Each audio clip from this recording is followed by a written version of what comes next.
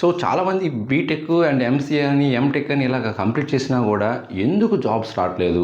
So not only fresher graduates, even experience professionals కూడా ఎక్కడ mistake చేస్తున్నారు, ఎందుకు జాబ్స్ రావట్లేదు ప్రజెంట్ అనేది నేను ఈ వీడియోలో అయితే ఎక్స్ప్లెయిన్ చేస్తాను.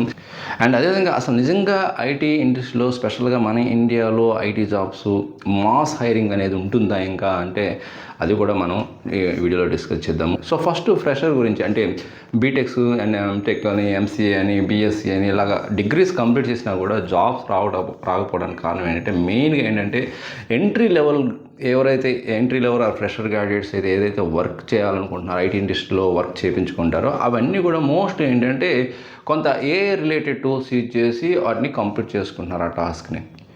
సో దానివల్ల మోస్ట్ ఇంపాక్ట్ అయితే ఏర్పడుతుంది. అండ్ చాలామందికి టెన్షన్ కూడా వచ్చేసింది, ఎవరైతే బీటెక్ ఎంటెక్ ఇలాగ ఫైనల్ ఇయర్లో ఉన్న వాళ్ళు.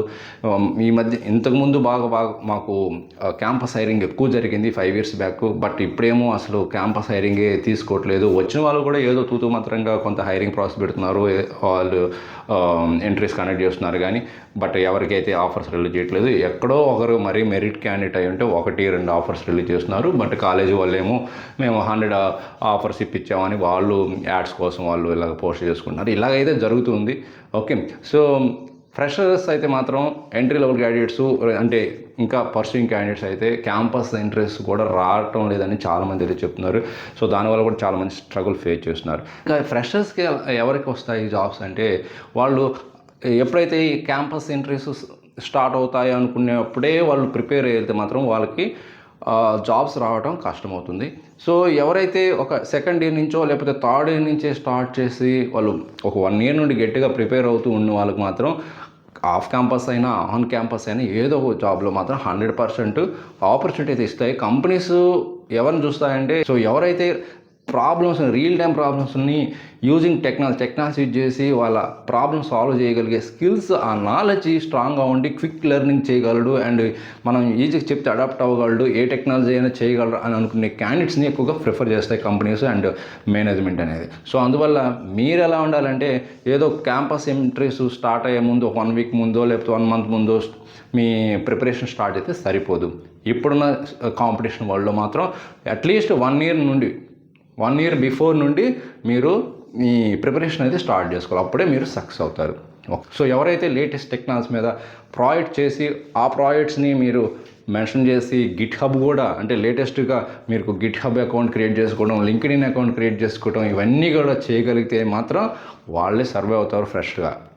ఓకే, సో అందువల్ల ఫ్రెష్గా జాబ్ రావాలంటే ఒక ఎక్స్పీరియన్స్ లెవెల్ ఎలాగైతే 2 years experience 3 years experience level think చేస్తారో ఆ విధంగా మీరు స్కిల్స్ని నేర్చుకొని ఇంప్రూవ్ చేసుకొని ఉంటేనే మీకు జాబ్స్ వచ్చే అవకాశాలు ఉంటాయి. ఇక ఎక్స్పీరియన్స్ ప్రొఫెషనల్ గురించి డిస్కస్ చేస్తే అండ్ కెరీర్ గ్యాప్ ఉన్న వాళ్ళని డిస్కస్ చేస్తే, రియల్గా అంటే జెన్యూన్ ప్రొఫైల్స్ ఎవరైతే ఉంటారో, ఎవరైతే కంపెనీ చేంజ్ అవ్వాలనుకునే వాళ్ళు ఎక్కడ ఎక్కువ రియల్ స్ట్రగుల్ ఫేస్ చేస్తున్నారంటే ఎక్కువ నోటీస్ పీరియడ్ వల్ల ఎక్కువ ఛాలెంజ్ ఫేస్ చేస్తున్నారు. సపోజ్ 90 days ఉందనుకోండి, ఆ ప్రొఫైల్ని అయితే most of the 70 to 80% companies 90% companies shortlist చేయట్లేదు. 90 days నోటీస్ పీరియడ్ ఉంటాయి, ఈవెన్ 60 days అయినా సరే. కంపెనీస్ అన్ని ఎలాంటి క్యాండిడేట్ హైర్ చేసుకుంటున్నాయంటే ఇంట్రెస్ట్ చూపిస్తున్నాయంటే immediate to 15 days or 30 days వరకు ఛాన్స్ ఇస్తున్నాయి. ఓకే, అంతకంటే more than 30 days or 45 days 60 days 90 days notice period ఉంటే వాళ్ళకి చాలా కష్టంగా ఉంటుంది.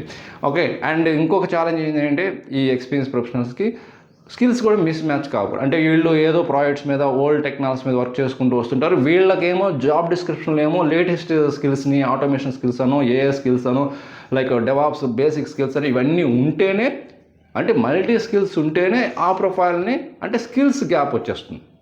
అందువల్ల కూడా ఈ ఎక్స్పీరియన్స్ ప్రొఫెషనల్స్ ఎక్కువ మంది ఛాలెంజ్ ఫేస్ చేస్తుంది స్కిల్స్ గ్యాప్ వల్ల. నెక్స్ట్ ఏంటంటే బడ్జెట్ ఇష్యూ కూడా కొంతమందికి ఉంటుందండి. కొంతమందికి ఏంటంటే కరోనా టైం నుంచి కొంత ప్యాకేజ్ హెవీగా వచ్చేసింది. ఈవెన్ 4-5 years ఎక్స్పీరియన్స్కి 20 lakhs ప్యాకేజ్ ఉన్న వాళ్ళు కూడా ఉన్నారు చాలామంది ప్రొఫెషనల్స్. వాళ్ళందరూ ఏంటంటే ఇప్పుడున్న సిచ్యువేషన్ ఏంటంటే కాంపిటీషన్ పెరిగేసరికి 5 yearsకి 20 lakhs మేము ఇవ్వలేము, ఓకే మీకు ఒక 14-15 ఇవ్వగలుగుతాము, ఇలాంటి బడ్జెట్ ఇష్యూలు కూడా ప్యాకేజ్ ఇష్యూలు కూడా వచ్చి ఉన్నాయండి చాలామంది ప్రొఫెషనల్స్కి. సో అది కూడా అలాంటి వాళ్ళు కూడా చాలామంది రియల్ స్ట్రగుల్ ఫేస్ చేస్తున్నారు.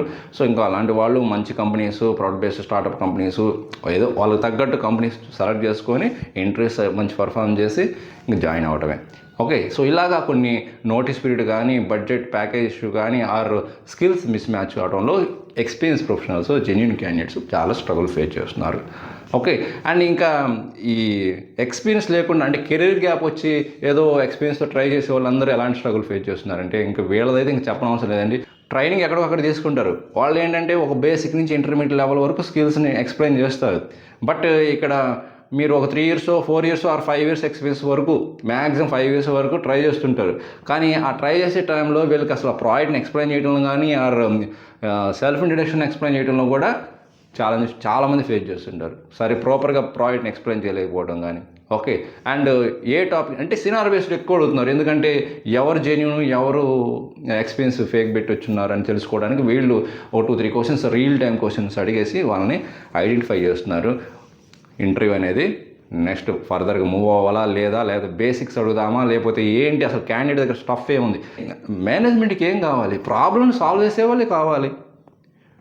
ఒక రియల్ టైం క్యాండిడేట్ దగ్గర నుంచి ఏవైతే స్కిల్స్ ఎక్స్పెక్ట్ చేస్తున్నామో సేమ్ మీ దగ్గర కూడా ఉన్నాయి అంటే 100% మీకు ఛాన్స్ ఇస్తారు. అదొకటి. ఇంకోటి ఏంటంటే కెరీర్ గ్యాప్ ఎక్కువ ఉన్న వాళ్ళు కూడా చాలామంది ఇలాగ ఎక్స్పీరియన్స్ పెట్టి ట్రై చేస్తున్నారు. వాళ్ళకు కూడా రియల్ ఛాలెంజ్ ఏంటంటే కెరీర్ గ్యాప్ ఉంటే కన్ఫామ్గా ఫస్ట్ క్వశ్చన్ రైజ్ చేస్తారు, ఎందుకు ఎంత కెరీర్ గ్యాప్. దానికి మనం పర్ఫెక్ట్గా వాళ్ళకి కన్విన్సిబుల్ ఆన్సర్ చేయగలిగితే మీ ప్రొఫైల్ని ఇంటర్వ్యూ షెడ్యూల్ చేస్తుంటారు. సో కెరీర్ గ్యాప్ ఇష్యూ కూడా ఒక 4 ఇయర్స్ 5 ఇయర్స్ 6 ఇయర్స్ ఇలా గ్యాప్ ఉంటే ఎందుకు ఉంది దానికి రీజన్ కరెక్ట్గా చెప్పుకోవాలి. అండ్ నెక్స్ట్ ఏంటంటే కరెక్ట్గా ఒక రోడ్ మ్యాప్ లేదు కరెక్ట్గా.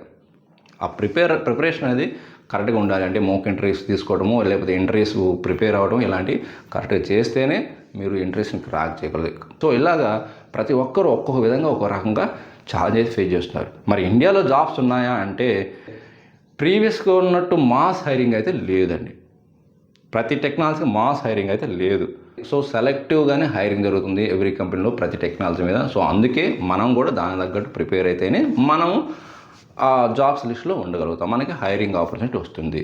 మీకు కొంత సెక్యూరిటీ పరంగా అండ్ జాబ్ సెక్యూరిటీ పరంగానే ప్యాకేజ్ పరంగా పోవాలి అంటే లేటెస్ట్ స్కిల్స్ని అప్గ్రేడ్ చేసుకోండి. ఈవెన్ మీరు ఓల్డ్ టెక్నాలజీ మీద వర్క్ చేస్తున్నా యాజ్ ఎ డెవలపర్గా కానీ ఆర్ అడ్మిన్గా కానీ లేటెస్ట్ స్కిల్స్ నేర్చుకోండి. క్లౌడ్ రిలేటెడ్ కానీ ఓకే, ఏ ఇంజనీర్ రిలేటెడ్ కానీ జెన్ఏ డెవలపర్స్ కానీ డేటా రిలేటెడ్ కానీ డేటా ఇంజనీర్ అని డేటా అనలిస్ట్ అని డేటా సైన్స్ అని ఇలాంటి technology and service now developer కానీ ఆర్ ఫుల్ స్టాక్ ఇంజనీర్ కానీ are QA automation testing engineer కానీ ఇలాంటి కోర్సులు నేర్చుకోండి, మంచి ఆపర్చునిటీస్ ఉంటాయి. అండ్ కమ్యూనిటీస్ని నెట్వర్క్ అనేది చాలా ఇంపార్టెంట్ అండి. మీరు జాబ్ సెట్ చేసి మీరు ఓన్గా ఇండివిజువల్గా ఎంత ట్రై చేస్తున్నా ప్రజెంట్ కొంచెం కష్టంగానే ఉంటుంది.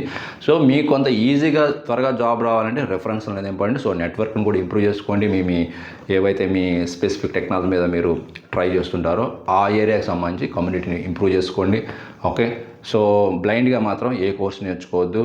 ఎక్స్పర్ట్స్ నుంచి గైడెన్స్ తీసుకొని మంచిగా ఒక రోడ్ మ్యాప్ క్రియేట్ చేసుకొని ఒక ప్లాన్ ప్రకారం స్ట్రాటజీ చేసుకొని నెక్స్ట్ 6 months కానీ వర్కౌట్ చేస్తే సక్సెస్ అవుతారు. మీకు ఇంకా ఏదైనా డౌట్స్ ఉంటే కామెంట్ రూపంలో తెలియజేయండి.